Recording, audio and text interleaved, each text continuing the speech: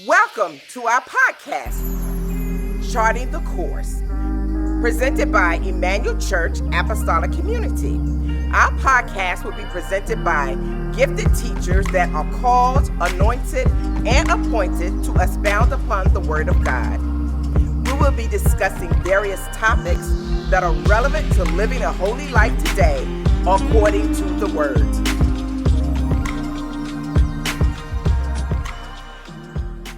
Welcome to another episode of Charting the Course podcast. My name is Kim Charlotte, and I am here with Nicole Austin. How are you doing today? I'm doing good. Good. We are talking about stress and anxiety today. So the last time we talked, we were talking about, how to recognize that we are in a stressful state and how to recognize when it's moved on to the next level, which was anxiety. We went over some definitions of stress and anxiety. Now we want to kind of talk about what are some of the physiological, results of stress and anxiety on our bodies. Well, for one, I know about stress, like sometimes your hair may fall out, or that's when you get more grays. Grays happen naturally anyways, but sometimes they happen just based off of stress.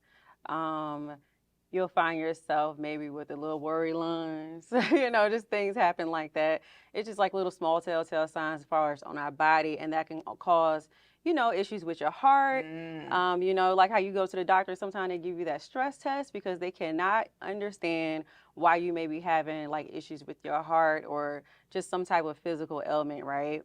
And that also can cause issues such as, I don't know, I know for high blood pressure, that's another one. I know you can speak to that, you being a nurse. Stress can cause such things like that. I know me personally, I went to the doctor, my blood pressure was so high and they just could not figure it out. So did all the tests and then they just was like, you are stressed.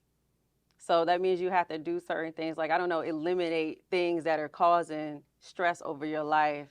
And I think that's one of the things you can do with it. As far as anxiety, like I said, you just have to make those steps to ensure that you are not overthinking, over-processing, and that's a process in itself. Even sitting down with a therapist, they will ask you questions like, well, what are you thinking about most of the time? Okay. And they'll have you sit down and do the work. Like you may have an assignment to do. You may have to write stuff down or learn what your triggers are. Because in order for you to know how to eliminate something, you have to know exactly what it is that's triggering you. That's why they say God, he deals with the root thing. Because if he gets the root and he pulls it up, that means that thing is going to die. So, that's how you can pretty much deal with anxiety. Just doing the work and knowing what triggers you, and then you move on from that. For me, you tell me if this is a good thing, but for me, I'm a journaler. And so when I look back at some of my journal entries, I can tell when I was having a stressful day because my writing is different and I'm just like flying off the handle with all of my thoughts. And then I can look at a peaceful day and it's just a beautiful, beautiful page per se. Right. Would you suggest journaling? Absolutely, I suggest journaling. I mean, because I'm like you said, especially when you're going through something, sometimes it's good to just get it out of you. I don't do it that often, but when I do that. Sometimes it's horrendous. And then sometimes I have my moments where I'm just happy and I'll be like, oh, I just feel like writing today. And then I notice that I'm more goal oriented when I'm writing on the positive days. Like I have these great ideas and I just, and it's different. But when I'm stressed out, the pages are negative. There are no goals present. It's just, okay. So it's good to have those things to write down. You get it out of you. And sometimes you write those things down and you may not look at it anymore. And then as time goes by, you can look back at the stuff and you'll be like, that was so, what was I tripping about?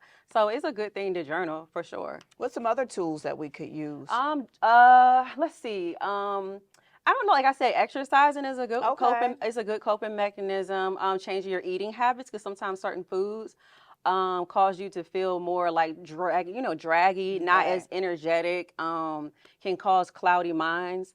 So I believe that changing your diet, exercising, like I said, doing health things like journaling, finding a new hobby is also something that works.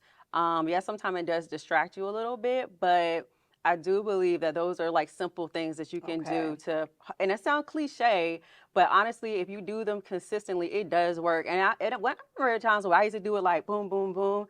And you'd be like, everything be so smooth sailing because you're clear minded. And if you're praying to God, you can hear him a little bit clearly. And you just incorporate all those factors, even if you have to sit with a therapist just to keep your mind on track as well, it works. But when you fall off of that, you start to see a decline, but you have to have a habit of doing it and be consistent, you know what I'm saying? Like, just keep doing it. So let me switch gears a little bit because this question just popped into my mind. Maybe someone's watching out there. I know for a fact that there are some instances where as your stress you can't change your environment or a situation that you may find yourself in. For someone who is stressed out by external factors, I guess I'll say, they're not personally stressed, but maybe they're in a abusive relationship, maybe financially money's just where it is, and they may be facing eviction or whatever the case might be. When someone may be really, really stressed by external factors, is there any type of a way they can make their way through that maze to get themselves out of that? Each situation is different, even especially if you're talking about abuse and they're in an abusive relationship. That's something that has to be navigated. If that person wants to leave out of that situation, then of course they can seek the outside help.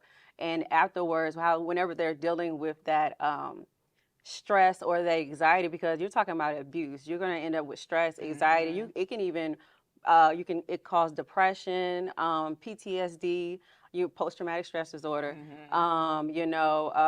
It's a variety of things that can come out from being in an abusive relationship. And honestly, I cannot give a really concrete answer for that because sometimes it is a case by case. But I can tell you, if you are in an abusive relationship, please seek counsel.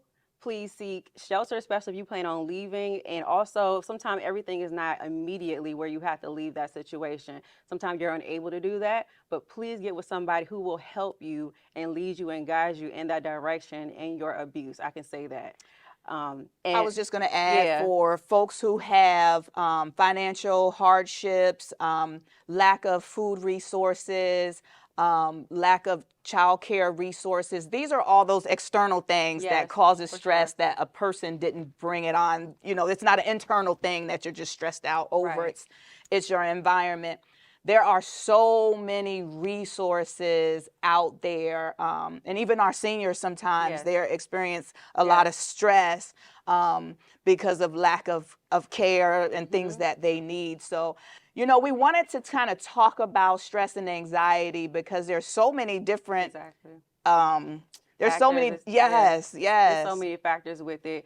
And it's sometimes really on a case by case. And as far as like the food and the shelter, once again, there are lots of resources. You can go to your local churches. Please look up like social services.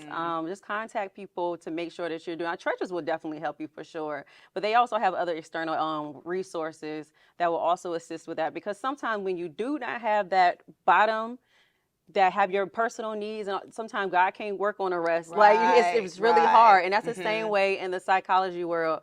Once you have your basic needs met, that's when the rest can be worked on. That's why when some people, they stress themselves out, they have anxiety about losing shelter. But God always tells us, take no thought for tomorrow. He's going to feed you, clothe you, and shelter you. And yes, we know that it doesn't ideally look like how it may look like how you may sit in a house and you're like, oh, all my bills are paid. For somebody else, they may be in the shelter. Right. They may have to go to the food bank. They may have to get, supplemental income or things of that nature. But the bottom line is God said that he's going to take care of you, that you don't have to think about those things. You got to trust in him and believe that he's going to provide for you. Absolutely. And that will, over time, your anxiety and your stress would alleviate because you trust what you know and you trust what's been told to you, and you can move forward. Absolutely. Yeah, for sure. So feel encouraged. I encourage you, if you are going through stress and anxiety, talk to somebody. Tell one person, and with that one person may be that step that helps you to get a step closer to coming out of that stress and anxiety. Again, I'm Kim Charlotte, and this is Nicole Austin. We are charting the course. Join us next time. Thank you for tuning in today to our Charting the Course podcast segment. We welcome your comments, questions, or any topics you would like to have answers to. Join us next time as we continue to chart the course according to the Word of God.